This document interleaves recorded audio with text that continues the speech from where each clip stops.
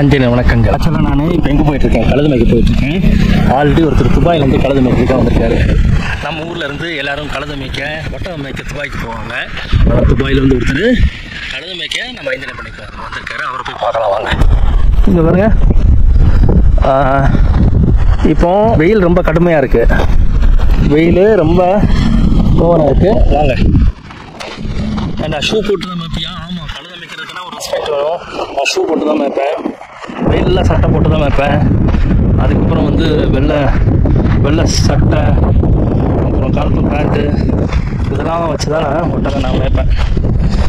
ஆமாம், அப்படியே பக்கத்தில் வந்துட்டோம். வெயில் ஓவராக இருக்குது. அவர் வந்து வீடியோவில் போட வேண்டாம்னு சொல்லிட்டாரு, அதனால் அவர் எடுக்கல. நெக்ஸ்ட்டு வந்து அவரை நம்ம காட்டிக்கலாம். ஆமாம், சரி. அங்கே வந்து ஒட்டகம் மேய்க்கிறாங்களா? இங்கே இருந்து போய் ஒட்டகம் மேய்க்கிறாங்களா? அதை பற்றி சொல்லுங்க.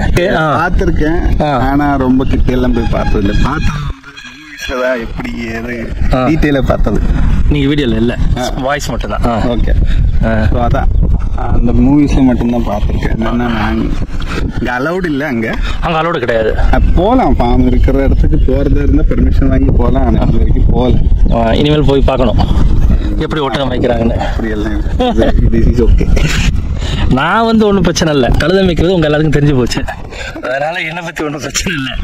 புதுசாக வந்து ஒருத்தருக்கு கழுதை மேய்க்கிறாங்கன்னா நம்ம காட்ட முடியாது. இப்போ கழுதை மேய்ஞ்சிட்டு இருக்கு. இங்கே இன்னைக்கு தான் வந்தீங்க. ஆக்சுவலாக வந்து உங்களோட எக்ஸ்பீரியன்ஸ் சும்மா ஒரு 2-3 ஹவர்ஸ் ஆயிருக்கும். என்ன மாதிரி எக்ஸ்பீரியன்ஸ் இருந்துச்சு ஐம்பனையில்? Very good experience, very good supportive. Mister Raju is so good. He is very good from the heart, and he is very free, and he is willing to share all the knowledges whatever he is having everybody. இந்த ஏரியாலாம் எப்படி இருக்கு? நல்லா இருக்கும், ரொம்ப நல்லா இருக்கு. சூடு தான் தாங்க முடியும். சூடு அது பிரச்சனை இல்லை. ஒரு நாள் துபாயில எல்லாம் இருக்கிற அளவுக்கு அந்த சூடு இல்லை. ஆனால் வெளியே வந்து நிற்கிறது இவ்வளோ ஜாஸ்தி டைமில் இந்த சூடு அதான், வேற எதுவும் பிரச்சனை இல்லை. சூடெல்லாம் பிரச்சனை இல்லை. நானும் இங்கே தான் வளர்ந்தேன். ஸோ அப்படியே போ. நீங்கள் கழுதையை பற்றி என்ன தெரிஞ்சுக்கிட்டீங்க, என்ன நினைக்கிறீங்க? ரொம்ப நிறைய இன்ஃபர்மேஷன் கிடச்சிது. 1-2 இல்லை, நிறைய இன்ஃபர்மேஷன் கிடச்சிது. ஸோ இந்த பிஸ்னஸ் இஸ் குட். நல்லா பார்த்தீங்கன்னா அது உங்களை நல்லா பார்ப்போம் தெரிஞ்சுது. ஸோ பேசிக்கலி ஃப்யூச்சரில் ஏதாச்சும் ஒன்று ஸ்டார்ட் பண்ணணும். எல்லாருமே மாடர்ன் லைஃப் போய்கிட்டு இருக்கு. பழசு வந்து லைஃப் வந்து மாறிக்கிட்டு இருக்கு. ஸோ நம்ம பழசுல நிற்கிறது தான் நல்லதுன்னு நினைக்கிறோம். மாடர்ன் லைஃப் எவ்வளோ சீக்கிரமாக போகுதோ அந்த மாதிரி லைஃப்பும் சீக்கிரமாக போயிடும். ஆனால் இங்கே வந்துருச்சுன்னா உங்களோட மனசுக்கு காம்னஸ், உங்கள் லாங் லைஃப் கண்டிப்பாக கிடைக்கும். தெரியாது, பரவாயில்ல. ஆக்சுவலாக முக்கியமாக இன்னைக்கு வந்து ஜஸ்ட் ஒரு 4 to 5 ஹவர்ஸ் ஆச்சு.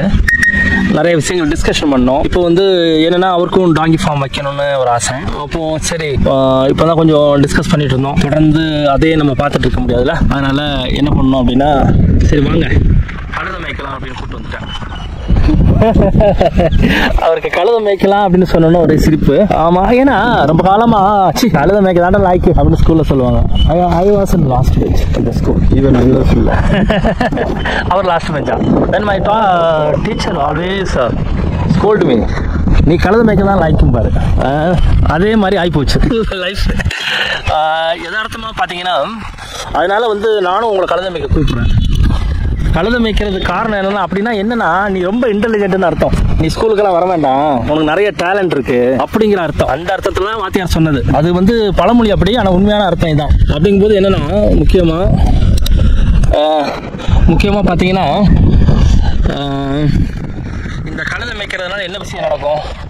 நீங்கள் இங்கே வந்து நடந்தீங்கன்னா, ஆக்சுவலாக ஆல்ரெடி நான் சொல்லியிருக்கேன், நடந்தீங்கன்னா ஒரு 10 கிலோமீட்டர் நடக்கலாம். ஒரு நல்ல காற்று கிடைக்கும், நல்ல காற்று கிடைக்கும், ஒரு ரிஃப்ரெஷ்மெண்ட் கிடைக்கும். நான் பொய்யெல்லாம் சொல்லலை, உண்மையாக பொய்யா?